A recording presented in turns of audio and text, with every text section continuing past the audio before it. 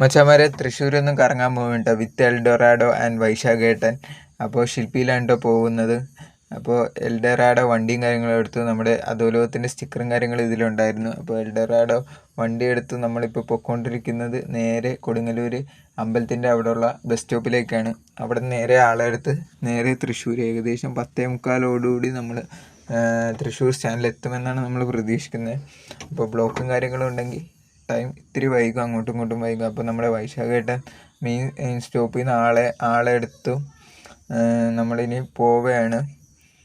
അപ്പോൾ ഈ ഒരു ജോബ് ഭയങ്കര റിസ്ക്കുള്ള ജോബാണ് കേട്ടോ, ഈ വണ്ടി മേഖല, പ്രത്യേകിച്ച് പ്രൈവറ്റ് മേഖല. പലരും നമ്മളെ വണ്ടി മേഖലക്കാരെ കുറ്റപ്പെടുത്തുന്നുണ്ട്. അപ്പോൾ നമ്മൾ ആ ഒരു മേഖലയിലോട്ട് വന്നാൽ ഓരോ ജോലിക്കും ഓരോ ബുദ്ധിമുട്ടുണ്ട്. നമ്മൾ അതിനെപ്പറ്റി പറയാനില്ല.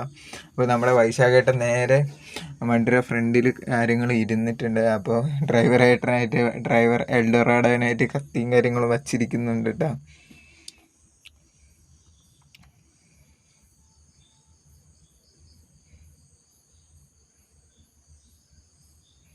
ഇപ്പോൾ നമ്മളിപ്പോൾ ഏകദേശം ഇരിങ്ങാലക്കുട ആവാറായി.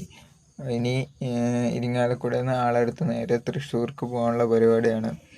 അപ്പോൾ ഇരിങ്ങാലക്കുട നമുക്ക് അത്യാവശ്യം നല്ല ബ്ലോക്കും കാര്യങ്ങളും കിട്ടി. ഡ്രൈവറേട്ടൻ ബാക്കിലെ വണ്ടിക്കാരെ വിളിക്കണം, ബ്ലോക്കും കാര്യങ്ങളും ഉണ്ടെന്ന് പറയാൻ.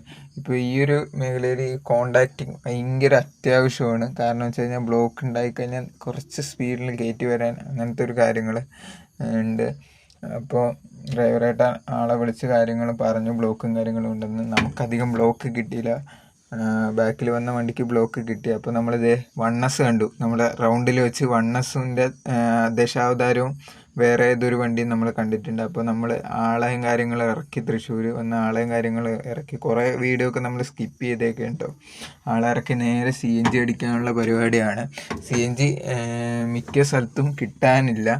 അപ്പോൾ നമ്മൾ അവിടെ ചെന്നപ്പോൾ കുറേ വണ്ടികൾ കണ്ടിട്ടുണ്ട് ഗൈസ്. അപ്പോൾ നമ്മുടെ എൽഡോറാഡോ ഉണ്ട്, നമ്മുടെ വൈശാഖേട്ടനും പിന്നെ മാനേജറായ ചേട്ടനും മാത്രമേ ഉള്ളൂ നമ്മൾ CNG അടിക്കാൻ പോകുന്നത്. ഇവരൊക്കെ കത്തി വയ്ക്കാൻ കേട്ടോ, കുറേ നേരെ കത്തി വയ്ക്കാൻ തുടങ്ങി CNGനെയൊക്കെ പറ്റി. അപ്പോൾ നമ്മുടെ വണ്ടി വേറെ 2-3 വണ്ടി ഉണ്ടായിരുന്നു, അത് കാര്യങ്ങളും CNG അടിച്ചു.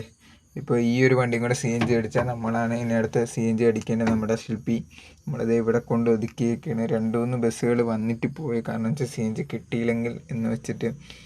അപ്പോൾ ഇതിന് നമ്മൾ സാധാ ലിറ്റർ കണക്കല്ല, CNG കിലോ കണക്കാണത്. അറിഞ്ഞിടാത്തവർക്ക് വേണ്ടി ഞാൻ പറഞ്ഞു തരാണ്. അപ്പോൾ നമ്മുടെ വണ്ടി ഇത് അവിടെ കിടക്കുകയാണ്, കുറച്ച് ടൈം എടുക്കും. CNG പെട്രോൾ പോലെ എളുപ്പം കയറില്ല. അപ്പോൾ